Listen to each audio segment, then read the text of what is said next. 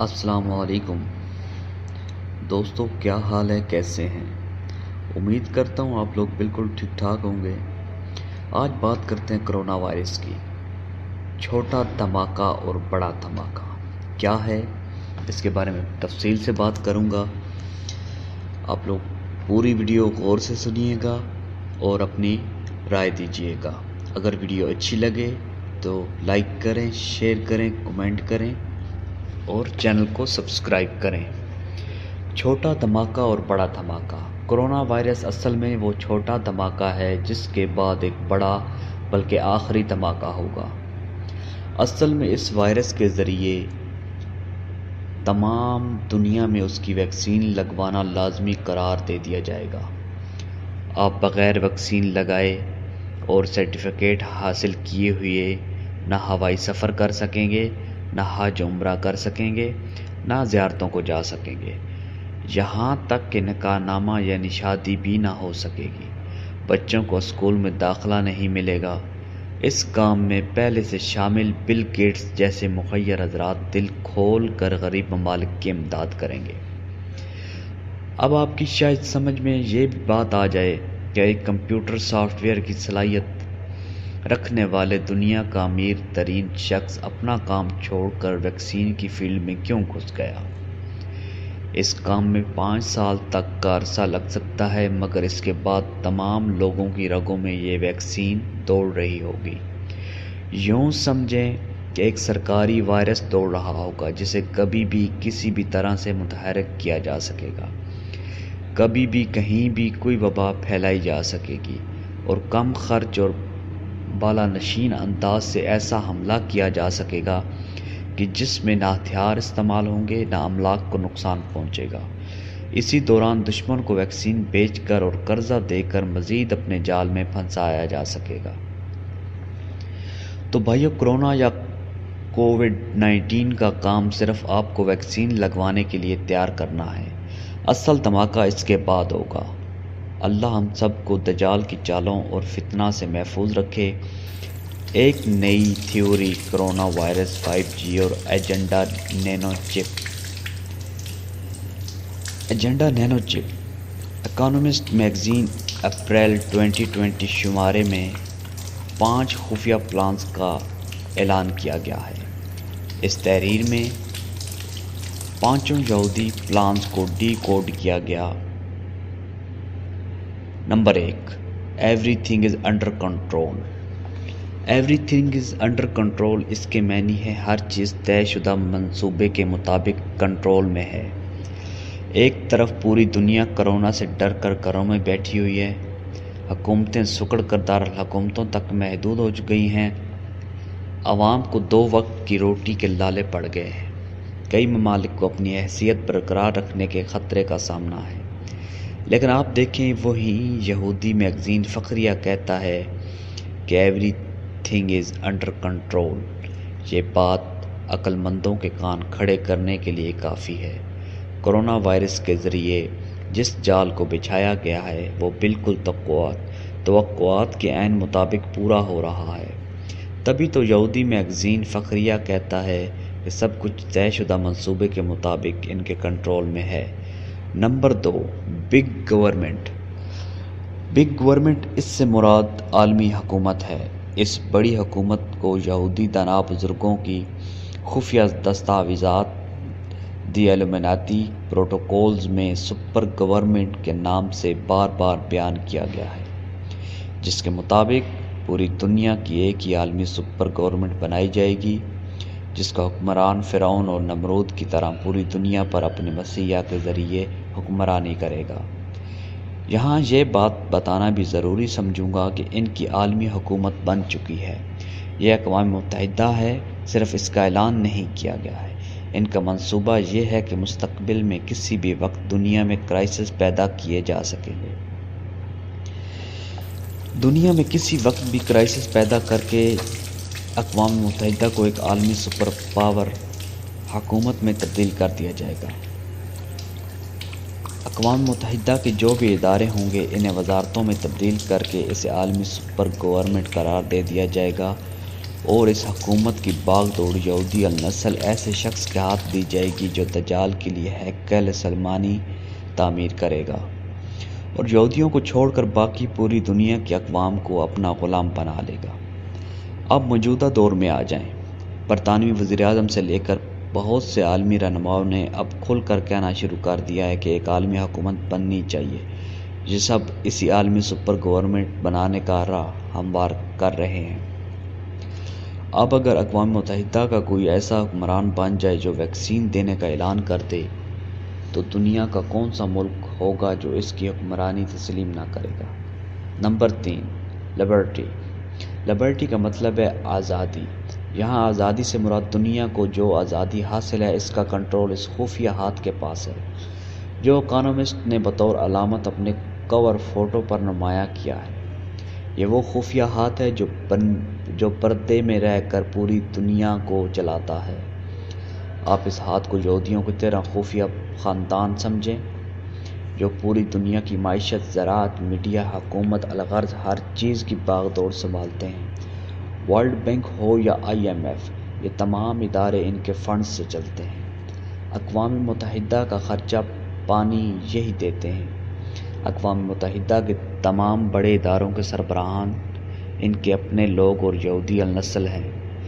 Number 4، virus یعنی کہ corona virus کا کنٹرول بھی اسی خفیہ ہاتھ کے پاس ہے۔ جب پوری دنیا وائرس کے خوف سے کانپ رہی ہے تو یہ لوگ کون ہیں جو کہتے ہیں کہ وائرس ان کے قابو میں ہے؟ اسرائیلی وزیر دفاع خود کہتے ہیں کہ ہمیں وائرس سے کوئی پریشانی نہیں ہے کیونکہ جب 70% آبادی کو کرونا وائرس متاثر کر لے گا تو پھر از خود ختم ہو جائے گا۔ یعنی وہ پہلے سے جانتے ہیں کہ اتنے فیصد آبادی متاثرہ ہوگی لیکن ساتھ ہی کسی قسم کی انہیں پریشانی بھی نہیں ہے۔ یہ اس بات کی علامت ہے کہ پردے کے پیچھے وہ بہت کچھ جانتے ہیں اور جبھی تو بالکل مطمئن ہیں۔ اس لیے نہ لاک ڈاؤن کرتے ہیں نہ ہی انہیں کوئی پریشانی ہے بلکہ اعلانیہ کہتے ہیں کہ وائرس ان کے قابو میں ہے۔ نمبر 5، دا ایئر وداؤٹ ونٹر۔ دا ایئر وداؤٹ ونٹر، اس کو اگر ڈی کوڈ کریں تو اس کا مطلب ہوگا جی۔ تو نمبر 5 پہ آتے ہیں۔ نمبر 5 پہ ہے دا ایئر وداؤٹ ونٹر۔ اس کو اگر ڈی کوڈ کریں تو اس کا مطلب ہوگا اس سال دنیا کو موسم سرما گھروں میں قید رہ کر گزارنا پڑ سکتا ہے۔ یاد رہے اس وقت سال کا 5واں مہینہ مئی چل رہا ہے لیکن انہوں نے اعلان کر دیا کہ اس سال موسم سرما نہیں ہوگا۔ یعنی دنیا موسم سرما کے مزے اس سال نہیں لے سکے گی۔ یہاں یہ بتانا ضروری سمجھوں گا کہ کرونا وائرس پر بنی فلم کنٹیجین میں بھی ایک ڈائلاگ بالکل ایسا ہی سننے کو ملتا ہے۔ ایک لڑکی ویکسین کی عدم دستیابی پر اکتاتے ہوئے کہتی ہے کہ یعنی اس سال میرا موسم سرما برباد ہو جائے گا کیونکہ مجھے گھر میں قید رہ کر گزارنا ہوگا۔ اکانومسٹ میگزین کنٹیجین فلم اور موجودہ صورتحال کا آپس میں بہت گہرا تعلق ہے۔ اس کے علاوہ کچھ اور عوامل بھی ہیں جنہیں ابھی تک اکانومسٹ میگزین نے نمایاں نہیں کیا، شاید اگلے مہینے کے شمارے میں ظاہر کر دیں۔ میں آپ کو پہلے ہی آگاہ کر دیتا ہوں۔ پہلا پروجیکٹ 5G ہے۔ سب سے پہلے 5G انسٹالیشن ہے جو کہ لاک ڈاؤن کے دوران دنیا کے بیشتر ممالک میں چپکے سے کی جا رہی ہے۔ عالمی میڈیا کو اس کی رپورٹنگ سے روکا گیا ہے۔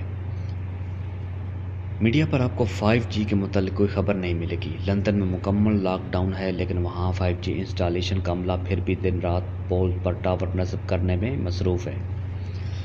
پاکستان میں ٹیلی نار اور زونگ کمپنیوں نے اشتہارات کے ذریعے 5G پروموشن شروع کر دی ہے۔ آخر یہ 5G کیا بلا ہے؟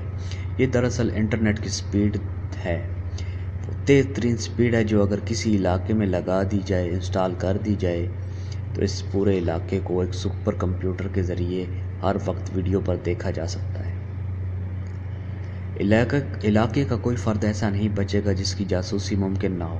موبائل سے لے کر T V, LED، LCD، fridge, auto parts اور گھر کی تمام اشیاء میں نصب چھوٹے خفیہ کیمروں کے ذریعے 24 گھنٹے ہر فرد کی جاسوسی ممکن ہو جائے گی۔ ملٹری سطح پر یہ کام پہلے ہی دنیا کی بڑی افواج کرتی رہی ہیں لیکن عوامی سطح پر اسے لانے کا بہت بڑا سائنسی نقصان ہوگا۔ کیونکہ اس ٹیکنالوجی کی شعاعیں انسانی دماغ کے ذریعے انتہائی خطرناک ہیں۔ ماہرین کے مطابق 5G سگنلز میں رہنے والا انسان ایسا ہوگا جیسے اس کا دماغ مائکرو ویو اوون میں پڑا ہوا ہے۔ یہ انسان کو مختلف ذہنی بیماریوں کا شکار کر دے گا، لیکن خفیہ ہاتھ کو اس کی پرواہ نہیں کہ انسانوں کے دماغ پر کیا بیتی ہے۔ انہیں صرف پوری دنیا کو ڈیجیٹلائز کرنا ہے، اور اس مقصد کے لیے لاکھوں انسانوں کو مارنا پڑا تو وہ اس سے بھی دریغ نہیں کریں گے۔ دوسرا پروجیکٹ نینو چپ بذریعہ ویکسین۔ حال ہی میں ایک آرٹیکل پڑھا جس میں بل گیٹس نے $1 بلین کی سرمایہ کاری کا اعلان کیا ہے۔ یہ اعلان پوری دنیا کو ڈیجیٹل کرنے کے متعلق تھا۔ سوال یہ ہے کہ پوری دنیا کو ڈیجیٹلائز کیسے کیا جائے؟ اس کا جواب 5G اور نینو چپ سے دیکھیں۔ 5G کے ٹاور بظاہر تو آپ کو انٹرنیٹ کی تیز سپیڈ دینے کے لیے ہوں گے، لیکن ان کا اصل خفیہ مقصد انسانوں میں لگی نینو چپ، بہت زیادہ چھوٹی چپ میں جمع ہونے والا ڈیٹا، یعنی آپ کی دماغی سوچ کسی خفیہ جگہ جمع کرنا ہوگا۔ وہ خفیہ ہاتھ سے آپ اکانومسٹ میگزین پر دیکھ سکتے ہیں، پوری دنیا کے انسانوں کے دماغوں میں پیدا ہونے والی سوچ کو کسی نامعلوم جگہ پر اپنے سپر کمپیوٹر کے ذریعے دیکھے گا۔ میں وثوق سے کہتا ہوں، وہ یہودیوں کو مسیحا کو جو اقوام متحدہ کی سپر گورنمنٹ سنبھالتے ہی ان ٹیکنالوجیز سے انسانوں کے دماغ کو پڑھ لے گا، بلکہ کسی کے بولنے سے پہلے اس کے خیالات بھی جان لے گا۔ بالکل ایسی ہی ایک حدیث بھی ملتی ہے کہ دجال ایک جگہ سے گزرے گا جہاں کسی شخص کے والدین فوت ہو گئے ہوں گے۔ وہ شخص سوچ رہا ہوگا کاش میرے والدین دوبارہ زندہ ہو جائیں۔ دجال اس کی یہ سوچ اور خواہش پہچان لے گا اور اس کے بولنے سے پہلے ہی اس کے پاس جا کر اسے کہے گا، اگر میں تمہارے والدین کو زندہ کر دوں تو کیا تم مجھے خدا مان لو گے؟ وہ شخص بولے گا، ہاں کیوں نہیں۔ پھر دجال اپنے شیطان کو حکم دے گا، وہ شخص کے والدین کے مردہ اجسام میں داخل ہو کر زندہ ہو کر کھڑے ہو جائیں گے اور اس شخص کو کہیں گے، بیٹا یہ دجال تمہارا رب ہے، اس کی بات مان لو، اس کی اطاعت کرو۔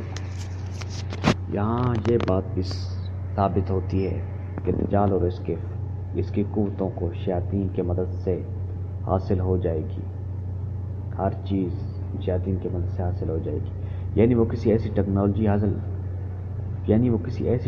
حاصل کرنے میں بھی کامیاب ہو جائیں گے جس سے دنیا میں موجود غیر مرئی مخلوق یعنی جنات سے ان کا رابطہ ممکن ہو جائے گا، اور ان کی مدد سے دجال شیطانوں سے مدد لے گا۔